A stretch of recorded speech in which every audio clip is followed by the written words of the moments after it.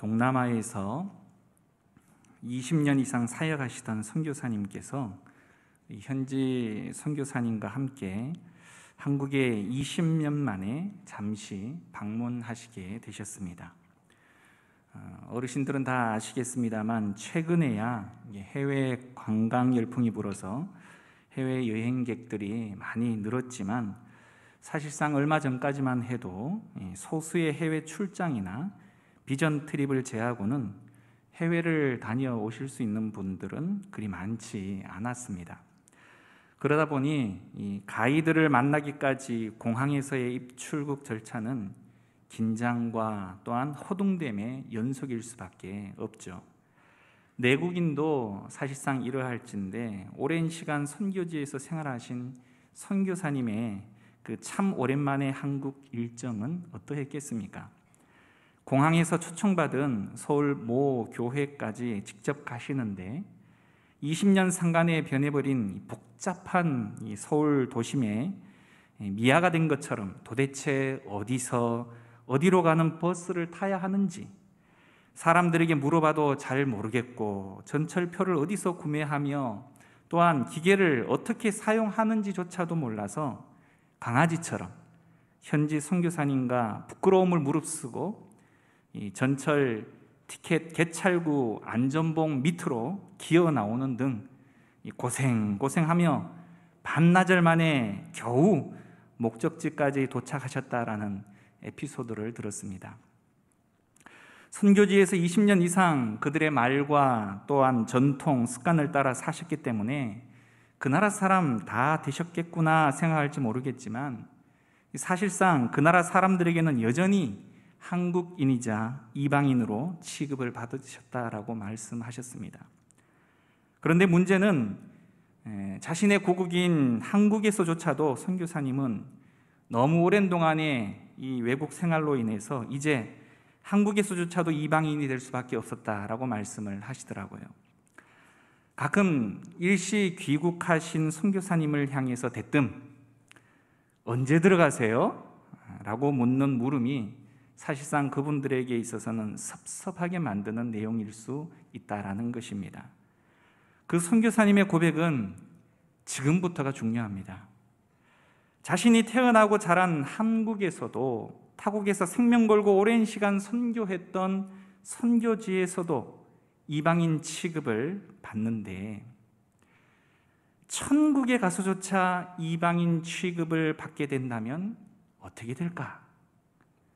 이렇게 생각을 해보았다고 합니다.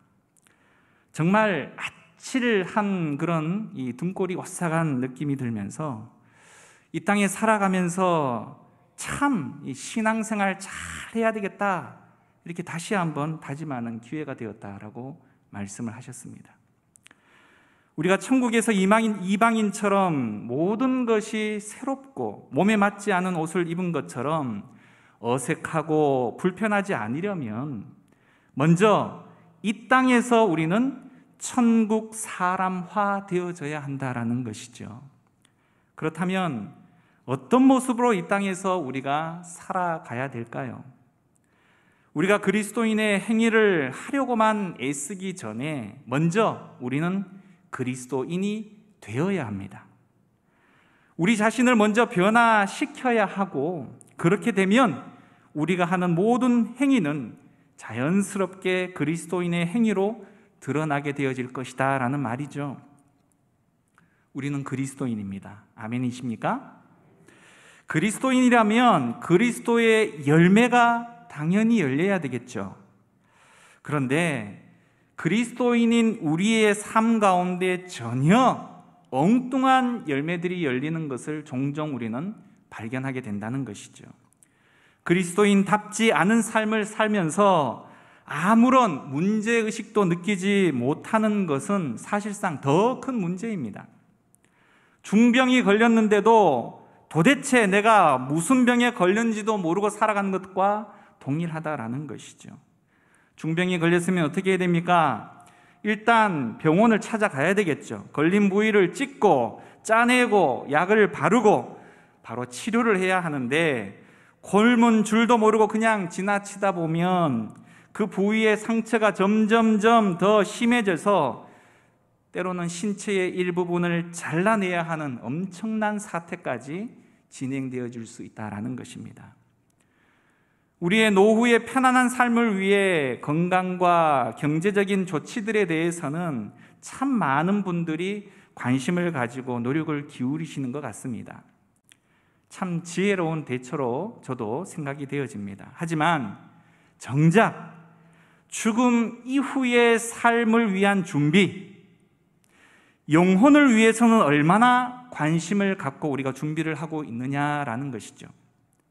조금 전에 그 선교사님이 한국에서 한 주간 생활하는 것에 대한 내용들을 또한 말씀해 주셨는데요.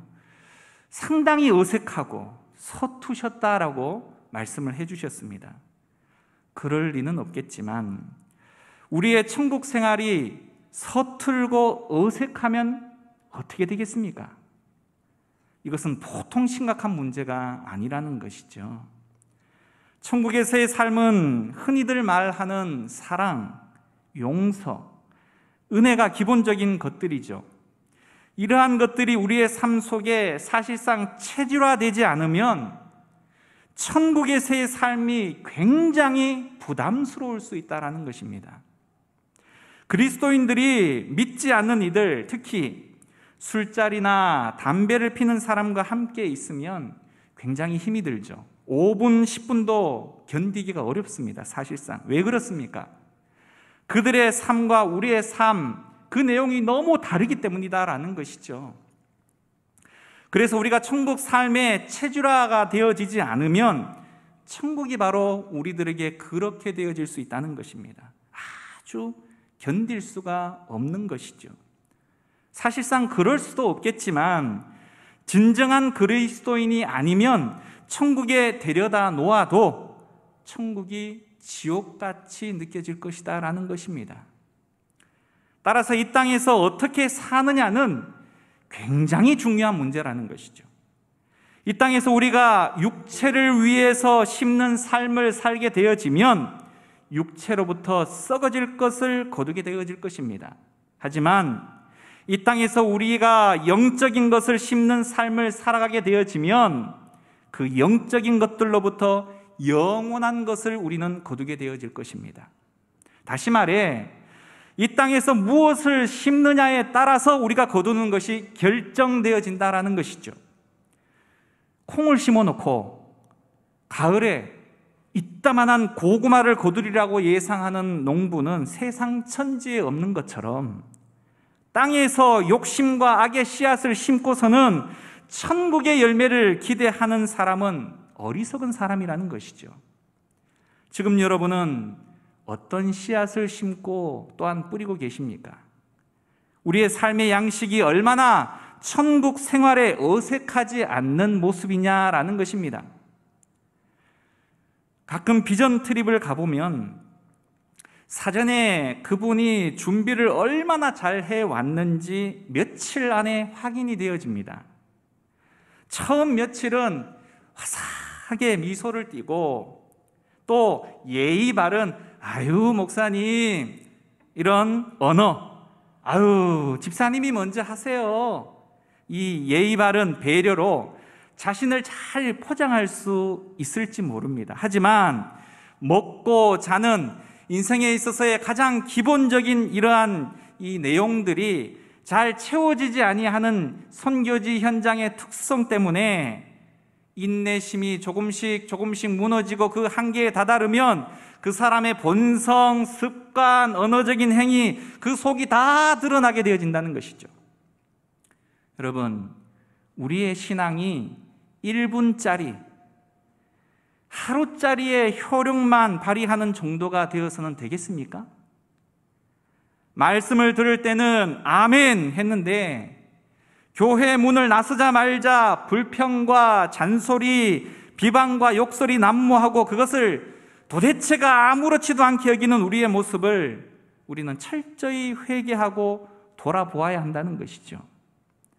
신앙을 삶으로 살아내어야 하기 때문에 우리는 신앙 생활이라고 하지 않습니까? 신앙을 삶으로 연결시키는 믿음의 성장은 그래서 반드시 필요한 법입니다. 우리가 영적인 것을 심기 위해선 사실상 내 노력만으로는 불가능하죠. 결국 철저한 성령의 인도하심을 받아야 한다라는 것입니다.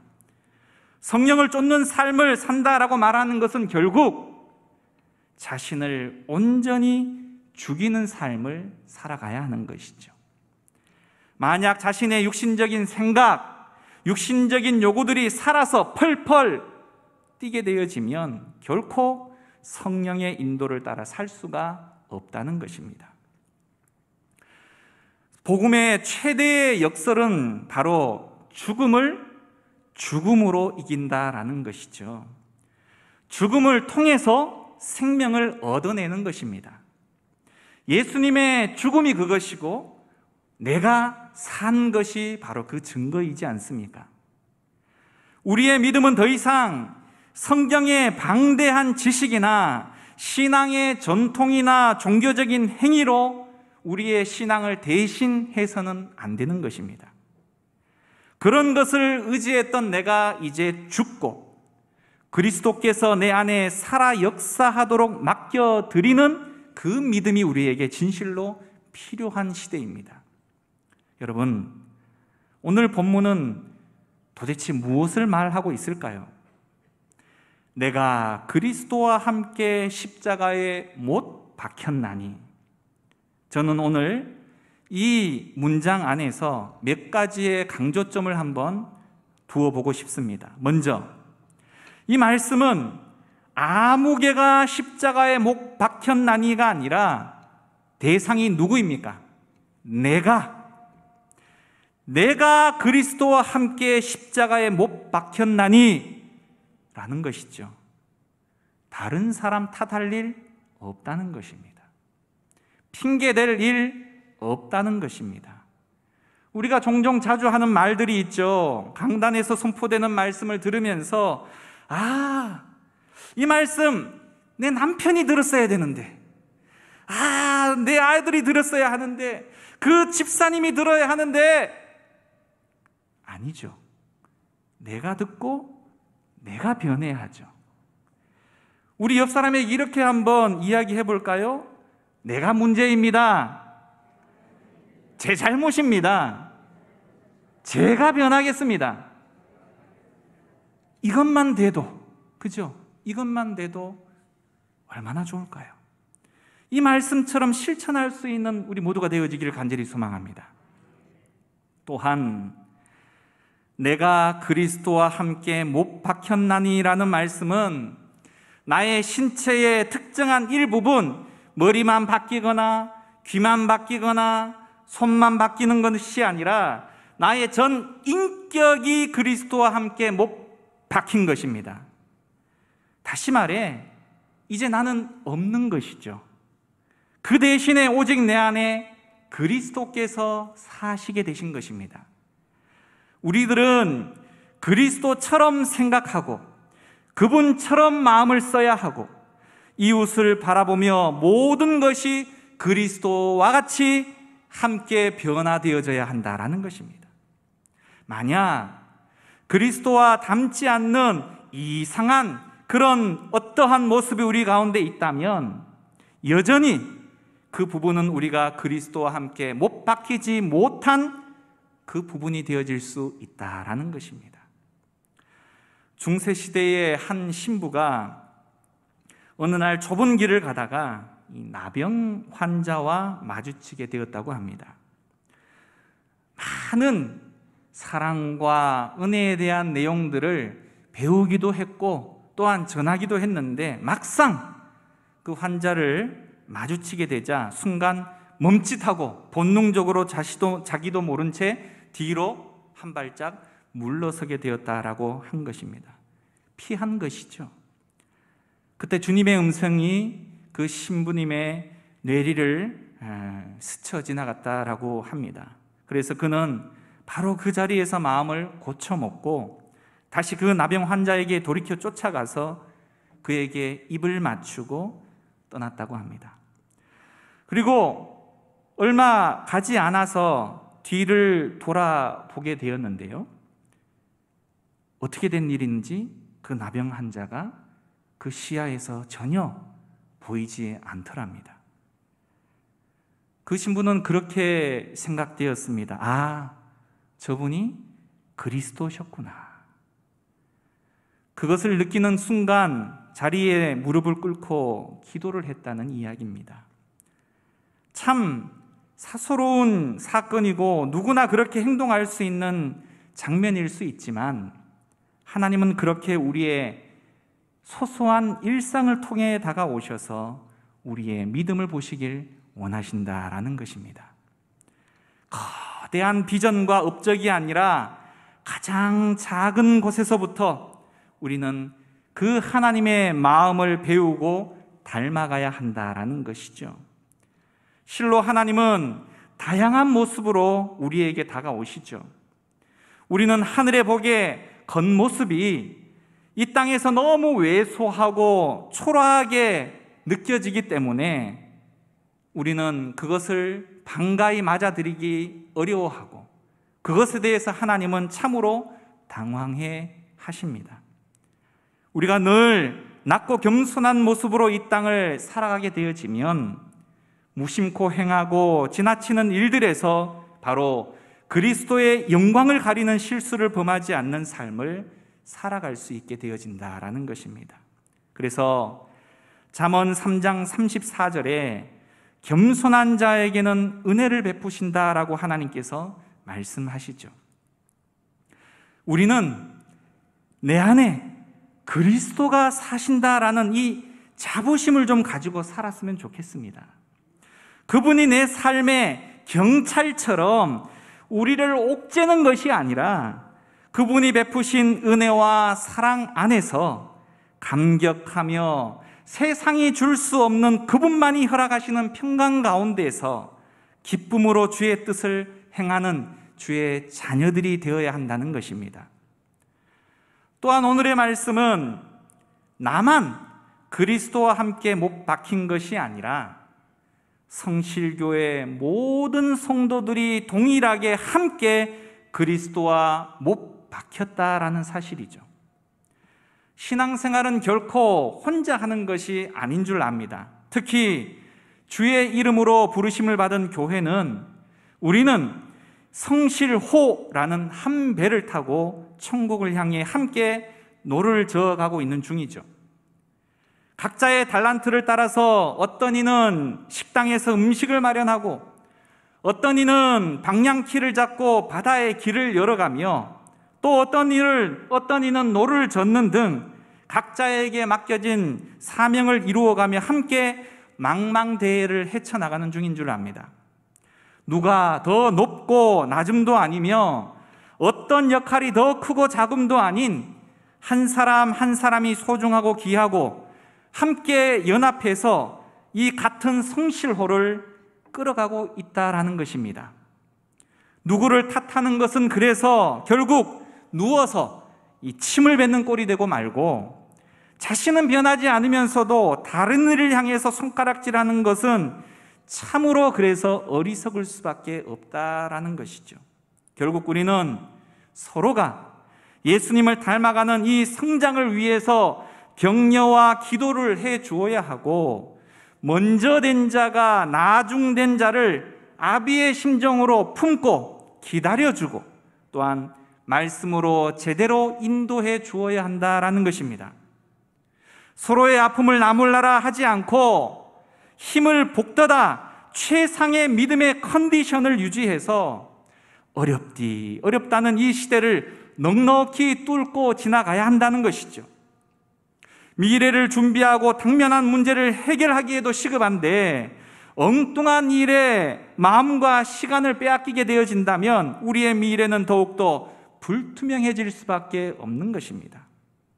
이 땅에 사는 동안에 우리들이 육적인 것, 물질적인 것들을 쫓고 나만 위하고 당장의 만족만을 위하게 되어진다면 그들은 천국과 상관도 없겠지만 설령 천국의 초청을 받더라도 그곳에서는 이 땅에 탐하던 것들과 익숙했던 것들이 전혀 찾아볼 수 없게 되어지는 것이죠. 그런 것들을 누리며 살아가던 사람이 천국에 간다면 얼마나 허전하고 허탈하고 힘들겠습니까?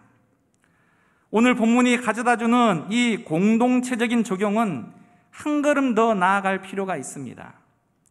오늘 본문의 배경이 되는 이 유대주의자들은 그저 단순히 다른 사람을 말씀으로 개종시키는 것이 아니라 다른 사람들을 유대인으로 귀화시키려고 하였습니다. 그들은 율법이 하나님께서 유대인들에게 주신 선물로 보았습니다. 사실 그러했죠. 또한 그들은 하나님께서 항상 유대인들을 통해서 역사하셨다라고 보았습니다. 역시 그 말도 맞는 말입니다. 그런데 그들은 여기서 멈추질 않고 지금도 역시 유대의 나라를 통해서만 하나님이 역사하고 계신다라는 의미로 받아들였습니다. 그래서 그들은 누군가 만약 하나님께 받아들여질 만한 사람이 되고자 한다면 율법을 필수 불가결한 것으로 반드시 받아들여야 하며, 특별히 유대인과 이방인 사이에 이 사회적인 경계선을 그어주는 할례의식, 음식 규정에 목숨을 걸었습니다. 결국 하나님께 받아들여질 만한 사람이 된다는 것은 유대인이 되어야만 했던 것이죠. 바울이 보기에는 참으로 어처구니 없는 주장이었다는 것입니다. 우리는 때때로 이 개인의 생각을 종교적 색채를 입혀서 전통을 만들고자 합니다. 그것을 또한 율법화해서 그것을 지키지 않으면 마치 망나니로 취급해버리는 죄를 지을 때가 있습니다. 그리고 자신의 영역을 굳건히 해서 자신들만의 왕국을 건설하고 절대 아무나 함부로 그것에 들어올 수 없도록 엄격한 규율로 통제를 하는 것이죠. 세상의 습관과 행동 양식에 익숙한 이들은 바로 이 신앙 생활도 동일하게 적용을 해서 교회 안에 회원으로 가입되기 위해서 요구되어지는 기준들을 최선을 다해서 충족시키려고 합니다. 헌금 생활, 기도 생활, 공예배 참석, 봉사, 참 쉽지 않은 이러한 내용들을 회원으로 인정받기 위해서 열심을 내고 마침내 교회의 인정을 받고 어느 정도의 위치에 이르면 또 다른 이들에게 그 힘들었던 과정의 짐을 동일하게 지우며 관리 감독하는 자세를 취하게 되어진다는 것이죠. 결국 교회와 세상의 다름이 무색해져 버리고 마는 것입니다. 교회가 은혜의 복음이 역사해야 하는데 자기들만의 영역을 만들고 기준을 높여서 함부로 그 영역 안으로 들어오지 못하게 하는 수많은 율법의 기준들을 나열하고 결국 지쳐서 포기하게 만들거나 자신들의 권력 밑으로 고개를 숙이게 하는 것입니다. 일명 관례와 전통이라는 이름으로 말이죠. 유대주의자들은 그리스도께서 오셨을 때에 율법 시대가 이미 끝났음을 그들은 깨닫지 못했습니다. 이방인들에게 율법을 받아들일 것을 끝없이 요구하는 것 역시 그들이 틀렸다라는 것을 깨닫지 못했다는 것이죠. 하나님께서 모든 성도들, 다시 말해 유대인뿐만이 아니라 이방인에게 성령님을 주셨기 때문에 더 이상 율법의 계명 안에 억지 순종과 같은 속박이 아니라 율법을 넘어서 그리스도의 사랑의 법 안에서 완성된 율법을 보고 따라야 했다라는 것입니다. 현재 내가 수고하고 헌신하며 하나님 앞에 나름의 의의를 드러내는 것이 정말 하나님 앞에 순전한 모습으로서가 아니라 남에게 드러내고자, 존경받고자, 위치에 걸맞는 행위를 통해서 격식을 차리고자 하는 모습은 아닙니까? 또한 너무 어렵게 달성한 목표와 같이 이룩한 나의 신앙의 연륜에 아무나 함부로 대들지 못하게 하고자 권위를 앞세워서 위세를 떨치거나 큰 소리를 내고 있지는 않느냐라는 것입니다. 우리는 나도 모르게 우리가 손가락질하는 그 종교 지도자들의 위치에 서 있을 수 있다는 것이죠. 우리의 공로는 사실상 참으로 하나님 앞에 보잘것없는 것들입니다. 그리고 우리는 죽을 수밖에 없는 죄의 값을 은혜의 선물로 사해 주신 그 놀라운 사랑 앞에 마땅히 엎드려야 할 자들이죠.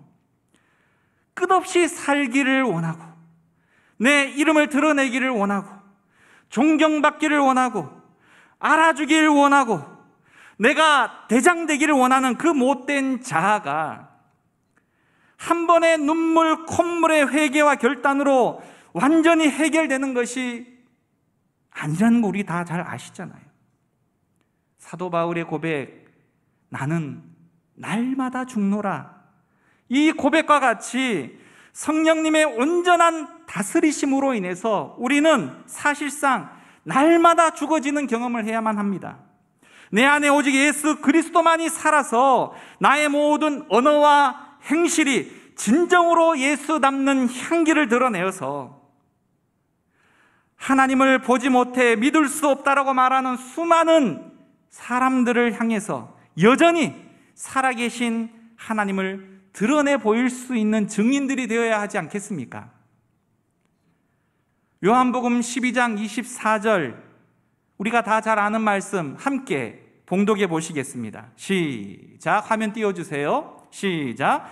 내가 진실로 진실로 너희에게 이르노니 한 알의 밀이 땅에 떨어져 죽지 아니하면 한 알 그대로 있고 죽으면 많은 열매를 맺느니라.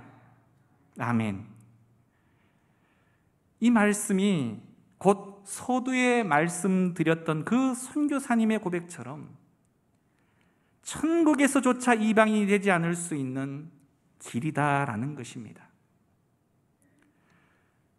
끝없이 살려고 하는 나, 끝없이 살려고 하는 욕심, 끝없이 존경받고자 하는 이 명예욕, 이런 것들을 우리는 날마다 쳐내지 않으면 또 살고 또 살고, 시골에서 농사를 지어보면 잡초라는 것이, 피라는 것이 아주 농부를 괴롭힙니다.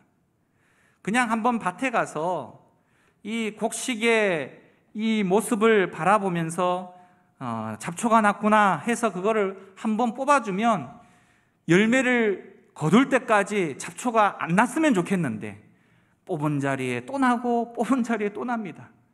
약을 쳐도 또 나고 뽑아줘도 또 나고, 그러면 어떻게 해야 되죠? 에이 하고 돌아서는 것으로 끝이 나는 것이 아니라 끝없이 가서 뽑아주어야 합니다.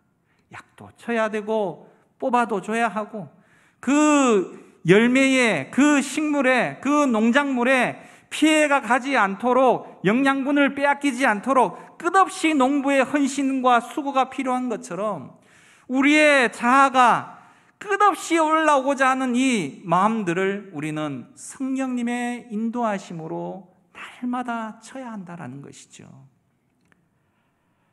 해밍웨이가 쓴 노인과 바다라는 소설을 아실 것입니다. 노인이 바다에서 물고기를 잡기 위해서 온갖 고생을 하면서도 무엇 때문에 이 고생을 하면서 물고기를 잡으려고 하는지 고민에 쌓였습니다. 힘도 없고 설령 고기를 잡아도 자신이 다 먹는 것도 아닌데 말입니다. 노인은 여러 날 죽을 고생을 해서 마침내 어마어마한 굉장히 큰 물고기를 잡았습니다. 그런데 그 물고기를 배에다가 달고 오랜 시간 육지로 나오는 동안에 바로 상어가 가만히 내버려둘 리가 없죠. 물고기를 뜯어 먹혀서 바로서 육지에 나와 보니까 정말 앙상한 가시만 남았더랍니다. 작가는 이 소설을 통해서 바로 인생이라고 말하는 허무함에 대해서 보여주고자 했습니다. 우리가 이 땅에서 그리스도인답게 살지 않으면 마치 고생해서 잡은 큰 물고기가 최종 목적지인 육지에 나왔을 때 앙상한 가시만 남은 것처럼 그렇게 살아가고, 주님 앞에 섰을 때 정말 아무것도 남지 않은 그런 모습이 얼마든지 될 수 있다는 것입니다.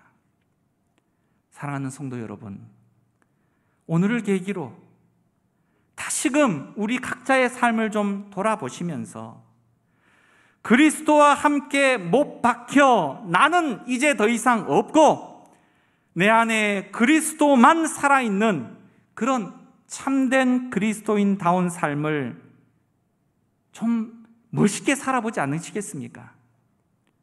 이런 마음을 소망하고 다짐할 수 있는 이 시간이 되었으면 좋겠습니다.